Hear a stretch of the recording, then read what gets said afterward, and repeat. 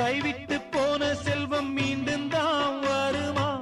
காயங்கள் ஆறிவிடுமா? காலம் மாறி வருமா? இருண்ட வானம் வெளுக்குமா? நெஞ்சுக்கு அமைதி கிடைக்குமா? இருண்ட வானம் வெளுக்குமா? நெஞ்சுக்கு அமைதி கிடைக்குமா? அம்மாடி என்ன செய்ய மன்னிக்கணும் என்னத்தான் யார்கிட்ட சொல்லி அழுவேன்? ராத்திரிக்கு கொஞ்சம் ஊத்திக்கிறேன், நொந்த மனச கொஞ்சம் தேத்திக்கிறேன்.